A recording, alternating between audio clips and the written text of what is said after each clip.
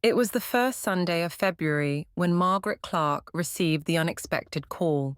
The air in Boston was thick with snow, the kind that muffles all noise and turns the world into a ghost town.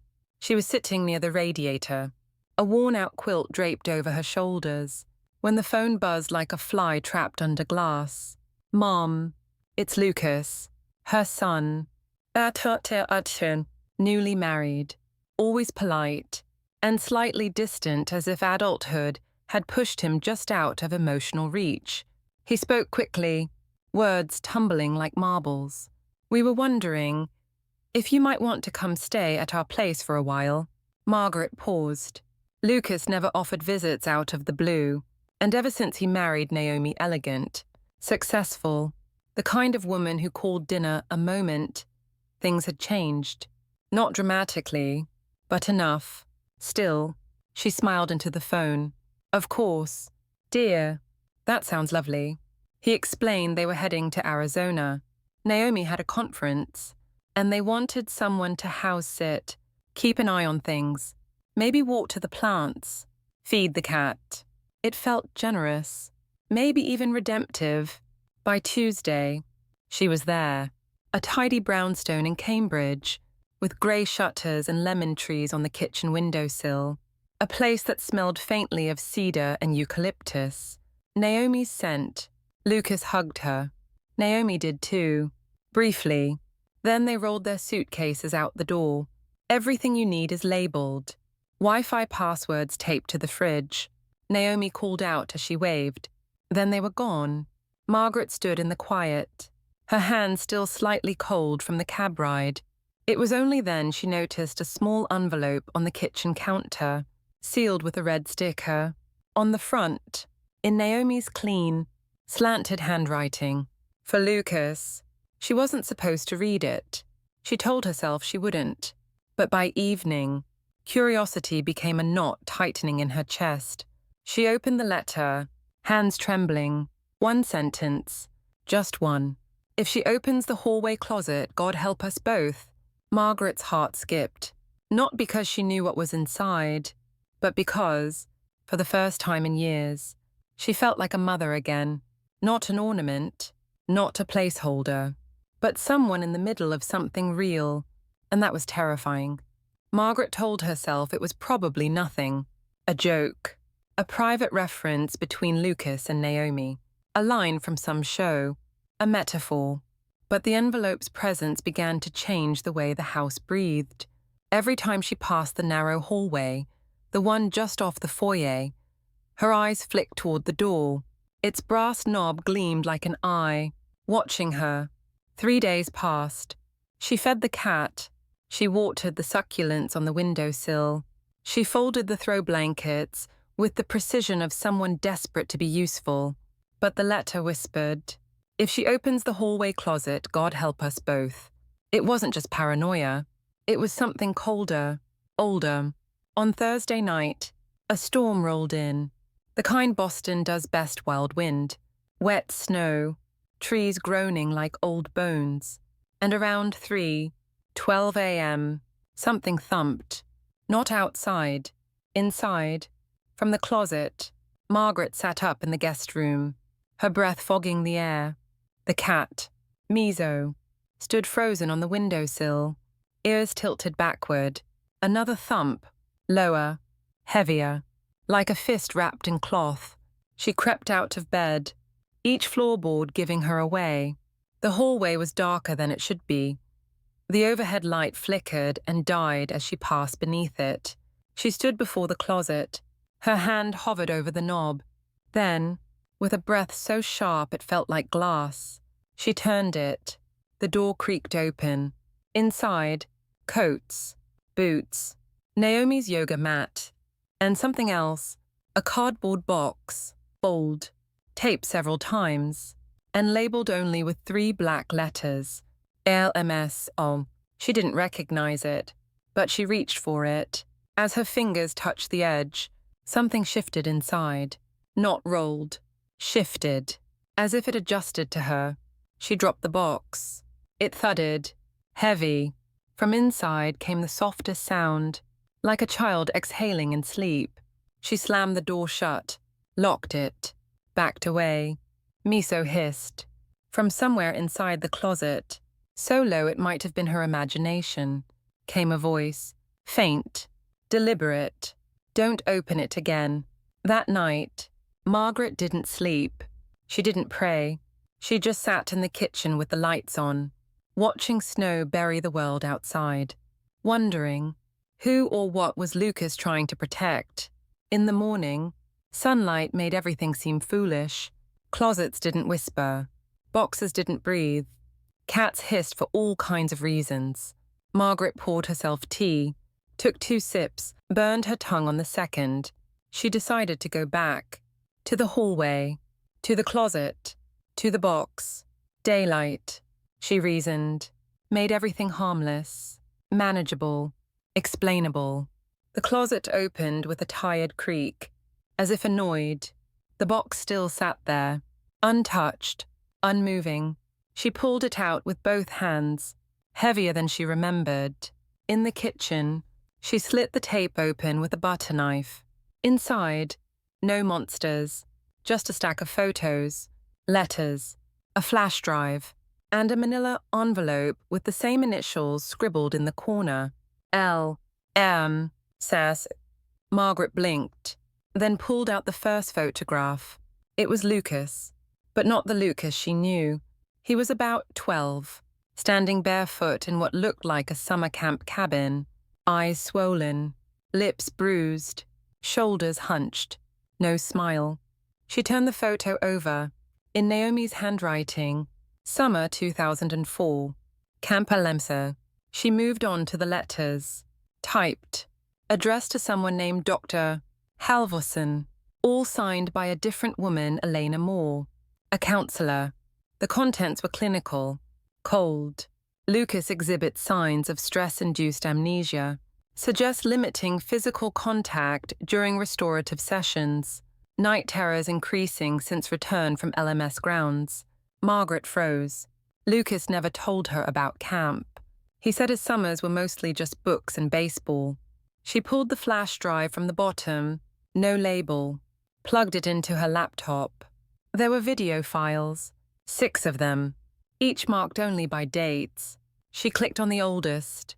It began with static, then grainy footage of a boy in a room, white walls, a camera in the corner. The boy, Lucas, sat with his back turned, and then a voice, distorted, female. Lucas, tell us what you remember about the woods. The boy didn't move, but his hand twitched. Margaret slammed the laptop shut. Her tea had gone cold. The snow outside had stopped, but the silence it left behind was worse. She sat still. The initials haunted her, not just a label, not just a camp, a door to something Lucas had sealed shut long ago, something Naomi knew, and something she had now accidentally or not opened. And the worst part, she couldn't shake the feeling that the box hadn't waited for her to come. It had called. Margaret waited until dark. She told herself it was to avoid distractions, but the truth was simpler. Fear feels more honest at night. She turned off the kitchen light, sat with the glow of the laptop in front of her, and clicked on the second video. It was dated 6 days after the first. Lucas again. Still the same pale room. Still the same hunched posture. But this time, his face was visible. He looked older than 12. Not in years, but in weight. A man's sadness on a boy's frame. The same female voice spoke, quieter this time. Lucas, what do you see when you close your eyes? He didn't answer. She repeated the question. Still silence. Then Lucas whispered, "They told me not to say." The woman leaned forward. Only her profile was visible. Sharp jaw, grey streak in her hair. "But you're safe here. Nothing can hurt you now." Lucas looked up, for the first time, into the camera, and said, "She will." Margaret paused the video. A chill curled under her skin like smoke. She moved to the third video, faster this time. Lucas was standing now, facing the corner of the room, mumbling, The woman's voice was no longer calm. Lucas. Who is she? He turned slowly, eyes blank. She found the box. Margaret felt her hands begin to sweat. Was this real? Some twisted therapy role play? A metaphor? She played the fourth file. Lucas sat still, silent for nearly a minute. Then, clearly, directly, "Mom." Margaret froze. "Mom, if you're watching this, it means I was right. It means Naomi didn't listen." His voice cracked. "I never wanted you in this house. I didn't want it near you." Margaret couldn't breathe. Luther continued. "If the box is open, it's already started." Then, abruptly, he looked to the left towards something off camera and screamed. The feed cut to static. Margaret slammed the laptop shut so hard it nearly cracked. Her pulse hammered in her ears. The house felt suddenly wrong, warped, as if the walls had been listening too. She reached for her phone. No signal, no buzz, just one notification. A voicemail from Naomi. Timestamp 2:46 a.m. Message. Just breathing. And beneath it, one word. Don't. Margaret didn't sleep. She tried. She turned off the lights, crawled under the heavy duvet in the guest room, stared at the ceiling until her eyes ached. But every sound felt scripted, like the house was rehearsing for something she couldn't see. At 4:11 a.m., she gave up. She walked to the bathroom to splash water on her face. The room was warm, steam from a leaky pipe that Lucas had probably meant to fix. She turned on the light. Then she saw it. In the fogged mirror, a smear. Not accidental, not a handprint. Words. 3 letters scrawled backward in streaked condensation. AVA. Chan. Margaret stared. Her throat tightened. A name she hadn't spoken in over 20 years. She reached out, wiped the mirror clean with her sleeve. Nothing. Just her reflection. Eyes wide. Skin pale. A face she didn't recognize anymore. She backed out of the bathroom. No footsteps behind her, but the silence felt occupied. She returned to the laptop, hands shaking, opened the 5th video. Lucas was crying. This time, he was alone. No voice, no counselor, just a single light flickering above him. Between sobs, he whispered, "She's not done." She wasn't done then. Then almost inaudibly, he said, "Tell her not to say her name." The camera glitched. Frame skipped, then cut to black. Margaret leaned back, stunned. Her heart galloped in her chest. Ava, not a stranger, not a ghost. Her daughter, Lucas's sister, stillborn, buried in 1992, never mentioned again, except now, in fog and whisper, video and fear. Margaret stood. The hallway light buzzed overhead. She walked slowly to the closet again, pressed her ear to the door. No sound. But as she turned to walk away, she saw it etched faintly into the paint of the wall across the hall. In something too dark to be dust. "She's awake." "Tetan." She didn't scream, didn't cry. She simply whispered out loud. To no one in particular. "What did you do?" "Lucas." But in her bones, she already knew. He had opened a door, and somehow, by being here, she had become the key. Margaret had never been the kind of woman to snoop. She respected privacy, believed in doors staying closed, in drawers being someone else's business. But that morning, the rules no longer mattered. She waited until sunrise. Then she entered the master bedroom. It smelled like Naomi lemongrass and control. The room was immaculate, too immaculate. Not a speck of dust. Not a single crooked frame. She searched slowly, respectfully, as if hoping Naomi would somehow appear and stop her. But she didn't. In the bottom drawer of the bedside table, beneath a scarf and a zippered pouch, Margaret found a leather-bound journal. Plain, locked with an elastic loop. No title. She opened it. Inside were notes. Precise, neat, every page dated, as if Naomi had kept a scientific log of something. Each entry began the same. Subject, LMS progression status. Margaret flipped through. Notes on Lucas's sleep patterns. His therapy sessions. Mentions of recurrence windows. Threshold events. And something called verbal triggers. Margaret turned a page and froze. February 2nd. That was the day she'd arrived. Naomi had written, "She's in the house, already reacting. Lucas was right. The presence is shifting." Chan, another line. Circled twice. Avoid mirrors. Avoid names.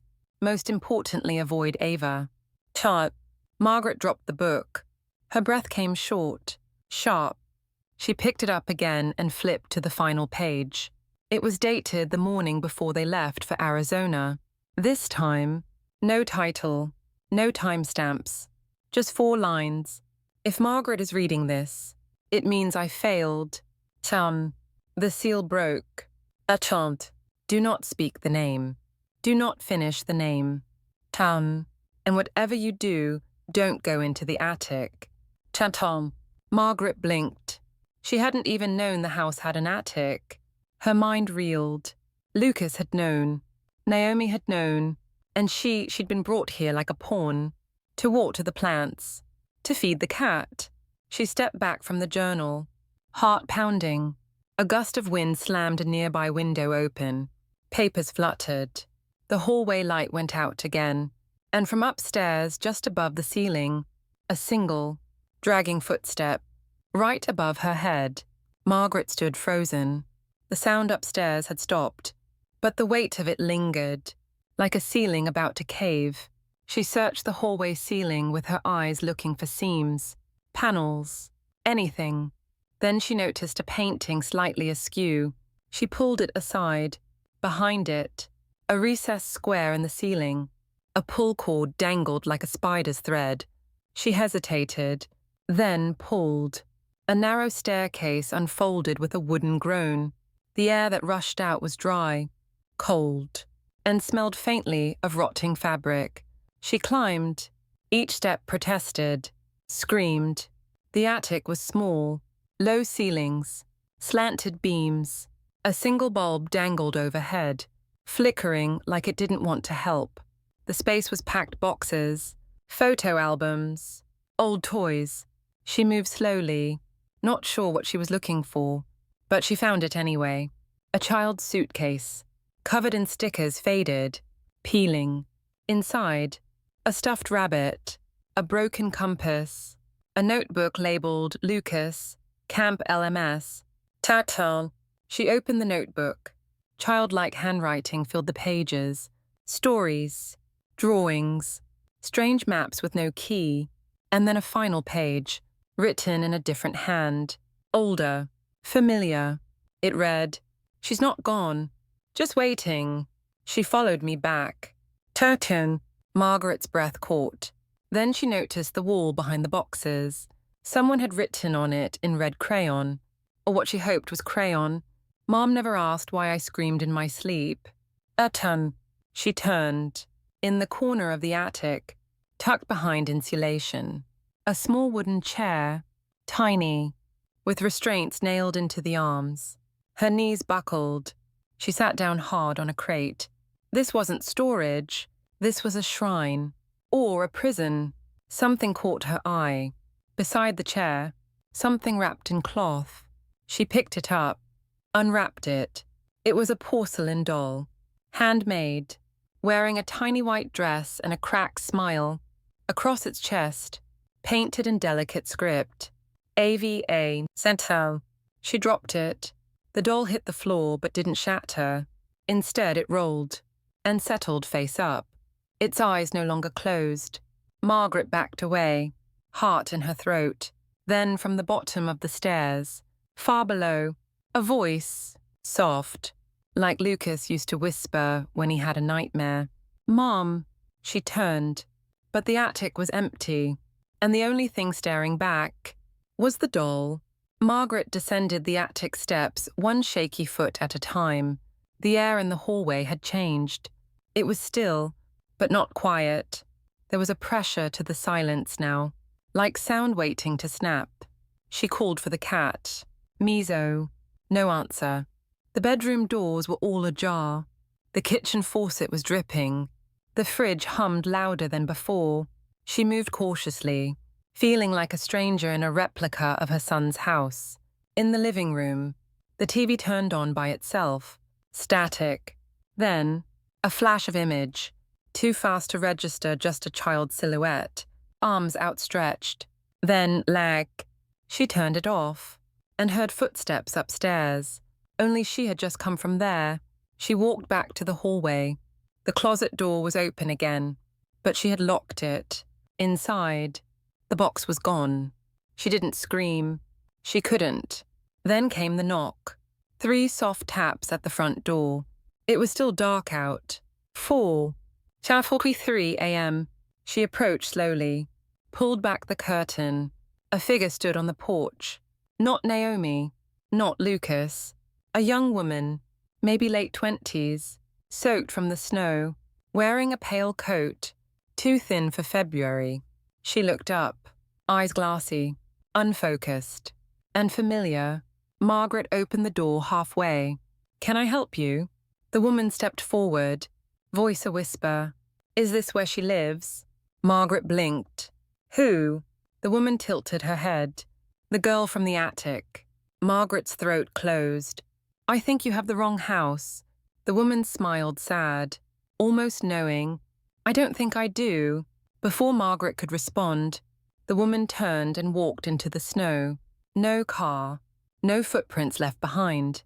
Margaret stood in the doorway for a long time. When she closed it, she found something on the welcome mat. A photo. Lucas, maybe 5 years old, sitting in a sandbox. Next to him was a girl, same age, smiling, holding his hand. On the back of the photo, in faded ink, L and A before the woods. Atas. She went numb. The hallway light flickered again, and down at the end of it, the attic pull cord swayed gently, though no wind had touched it. The snow had stopped, but the quiet it left behind felt hollow. Margaret was making tea she wouldn't drink when she heard the lock turn. Not a knock, not a voice, just the door unlocking from the outside.